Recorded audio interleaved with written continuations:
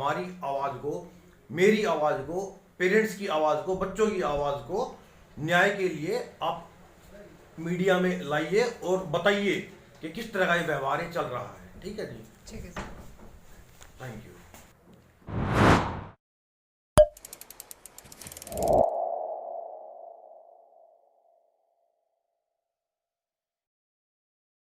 बोलता है स्पेशली मैं आपका थैंक्स करना चाहूँगा कि आप यहाँ और आए और आपने मुद्दा उठाया पेरेंट्स का और स्कूल का, मॉडल स्कूल का। मॉडल स्कूल की जो प्रिंसिपल हैं वो इतनी ज़्यादा ईगोस्टिक हो चुकी हैं कि वो किसी की बात सुनने के लिए तैयार नहीं है। इतने वहाँ बच्चे पढ़ते हैं, उनके पेरेंट्स हैं, आज वो बहुत ज़्यादा परेशान हैं। वो किसी के ऑर्डर फॉलो नहीं करती हैं, एक देशद्रोह टाइप वो स्टेटमेंट दे देती हैं। ठीक है, उनका व्यवहार बिल्कुल भी पेरेंट्स के या बच्चों के फेवर में नहीं है। ठीक है, सरकार जब ये बोल चुकी है, प्रशासन ये बोल चुका है कि आप सुनिए, इनकी बातें सुनिए, मानिए, ठीक है, लेकिन नहीं, वो इस बारे में कोई ध्यान नहीं देती। वो खुद को सबसे ऊपर मान रही है। एक देशद्रोह टाइप का मैटर चल रहा है। ठीक है, ये ठीक नहीं है, माहौल खराब हो रहा है, बच्चे परेशान हैं, पेरेंट्स परेशान हैं, ये ठीक नहीं है। और इसके रिगार्डिंग हाई कोर्ट की रूलिंग है, सुप्रीम कोर्ट की रूलिंग है, क्या वो मैडम कॉन्स्टिट्यूशन से ऊपर हो गई हैं?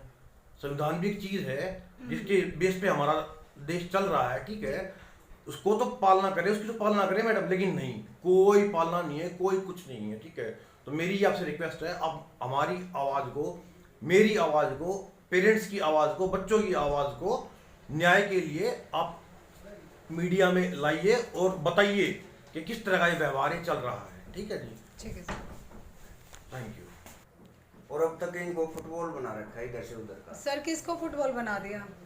पेरेंट्स को पेरेंट्स को फुटबॉल कैसे बना दिया? फुटबॉल इसलिए बना दिया कि वर्तमान सरकार के पूर्व सहकारिता मंत्री श्री मनीष ग्रोवर जी के पास कई बार ये पेरेंट्स मॉडल स्कूल के गुहार लेके गए, उनसे बार बार विनती की, इनको आश्वासन दिया जाता है।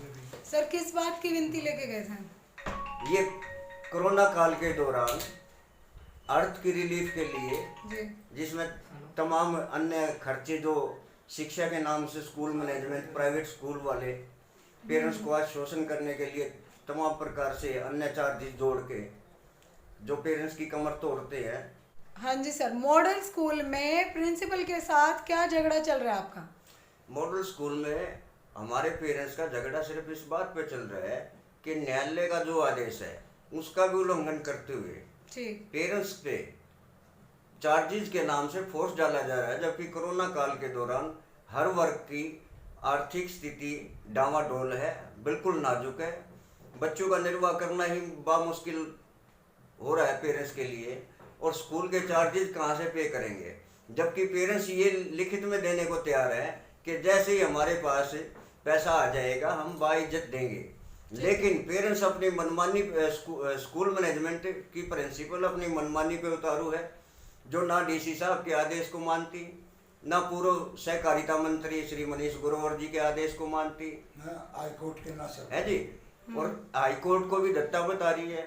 तो अब आगे आपका क्या प्लान है? आगे आप क्या करेंगे अगर सरकार सुन नहीं रही है या कोई भी प्रशासन का आदमी आपकी नहीं सुन रहा है, तो इसके आगे आप क्या कार्रवाई करने वाले हैं? देखिए, ये पेरेंट्स और स्कूल के बीच में शिक्षा से जुड़ा हुआ मुद्दा है। ठीक।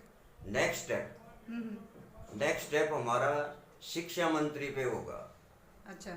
अगर जिला प्रशासन, जिला के शिक्षा अधिकारी, जी।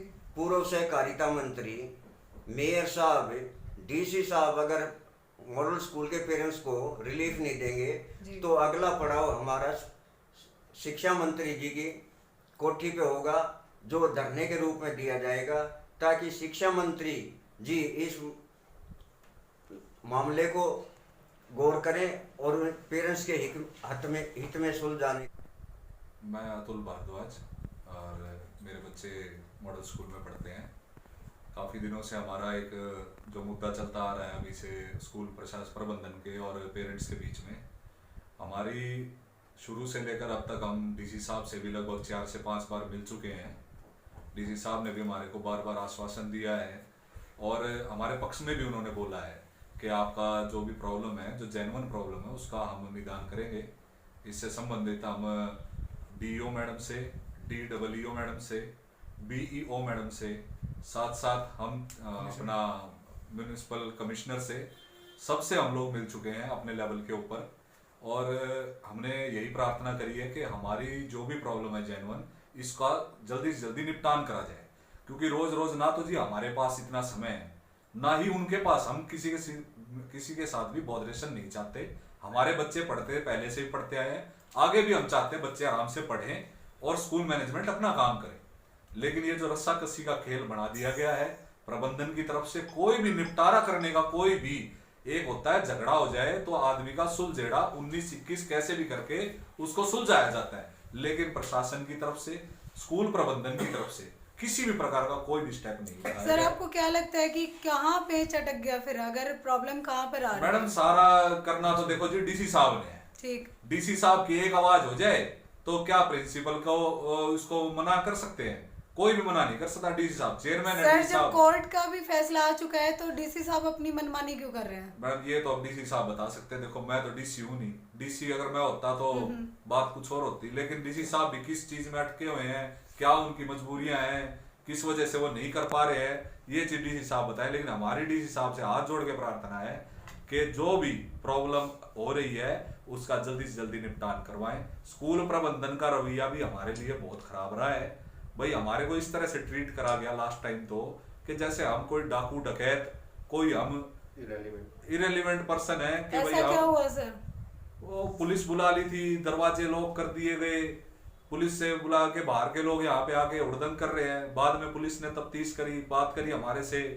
We are well reputed person of this city, we are not thieves और डकैट्स कि हम चंबल से आए हैं। हम लोगों की भी अपनी एक रेपुटेशन है। हर आदमी अपने एरिया के अंदर, अपने उसके अंदर अपनी एक उसकी छवि होती है। और छवि ना भी हो, एक जिम्मेदार नागरिक है वो इस देश का, तो कम से कम आप किसी से बात करें तो कम से कम थोड़ा इज्जत से। हम भी बात करते हैं, हमारे और उनके बीच में मतभेद है, मनभेद नहीं है, लेकिन उनके मन में हमारे लिए मनभेद भी है। सर स्पेशली प्रिंसिपल हटाओ का नारा आप लोग लगाते हैं, प्रिंसिपल से ही दिक्कत हो गई क्या? मॉडल जो व्यक्ति एक सीट पे बैठा है और उससे हमारे को किसी चीज का, हमारे को आशाएं हैं, हम उनके पास एक गुजारिश लेके जा रहे हैं, और जब वो उस गुजारिश का, उस एप्लीकेशन का, उसका कोई औचित्य ही नहीं मानते और उसको एक इस तरह से दरकिनार कर देते और उसके ऊपर फिर हमारी इंसल्ट तक करते हैं, तो हम क्या बोलेंगे उनको? हम यही बोलेंगे प्रिंसिपल को हटना चाहिए ऐसी सीट के ऊपर। Who is principal? हम लोग भी पढ़े हैं, कोई हम अनपढ़ नहीं है, डबल MBA करा हुआ हूँ।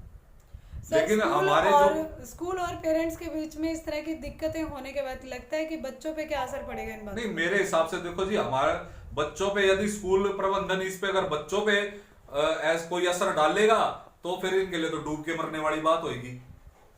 तो स्कूल और बतेरे जी, कोई कमी नहीं है, कोई ये तो है नहीं वर्ल्ड के अंदर या वो तक के अंदर एक मॉडल स्कूल ही है, वो स्कूल और बहुत है। हम अपना वो देखेंगे, इसमें क्या हुआ है, ये कोई वो नहीं है। SLC नहीं देंगे और कोई रास्ता ढूंढेंगे, बच्चे अनपढ़ तो रहेंगे नहीं। ये SLC को लेकर भी काफी मुद्दा रहा है, आजकल अखबारों की सुर्खियां बना हुआ है कि SLC देनी है, नहीं देनी है, देनी है तो देखिए क्या मैम, अभी दीजिए? तक ना जो है कानून के अंदर हर चीज के ना 2 लाइनें होती है जी, जुर्म की एक लाइन और जुर्म से बचाने वाली अलग लाइन है। ठीक है। तो SLC ना देने का इनका प्रोविजन है और एडमिशन कराने का क्या प्रोविजन है, we will discuss with our legal person जो हमारे, हम उनसे डिस्कस करेंगे क्या चीज हो सकती है, क्या बेटर ऑप्शन है। हम ऊपर भी जाएंगे, हम CM साहब के पास भी जाएंगे, हम शिक्षा मंत्री तक भी जाएंगे। अगर बात लड़ाई की है तो ये बात ये नहीं है कि भाई हम लोग किसी चीज के ऊपर फाइट चाहते हैं, हम ये सिर्फ और सही और गलत का एक वो है और गुजारिश है लोगों की। देखो काम धंधे बंद पड़े हैं, मैं खुद एक बिजनेस करता हूँ, आप आगे देखो मेरे बिजनेस कंपाउंड में मैं किस हालात से गुजर रहा हूँ, क्या मेरा टर्नओवर था और आज मैं कहाँ पहुंच गया हूँ। मेरे जैसे जैसे और भी बहुत सारे लोग हैं जिनके अपनी किसी की दुकानदारी थी, किसी का डेली पैसेंजरी का काम था, किसी का कुछ था, सबके काम धंधे डूबे पड़े हैं, जेन्युइन प्रॉब्लम्स हैं। सर अभी 1 साल पूरा हो जाएगा कि बच्चे स्कूल में नहीं गए हैं। हाँ। दोबारा से अभी लॉकडाउन की स्थिति लग रही है, तो ऐसे में फिर स्कूल और पेरेंट्स के बीच में इस तरह का टकराव क्या लगता है कि आगे? देखिए मैडम, हम लोग जितने भी हमारे पेरेंट्स हैं, मैं ऑन बिहाफ ऑफ प्रधान जी यहाँ बैठे हैं, हमारे और भी जो हमारी यूनियन है उसके और भी गणमान्य सभी पदाधिकारी बैठे हैं। मैं कहता हूं कि स्कूल को हमने फीस देने के तो एक दिन भी मना नहीं करी।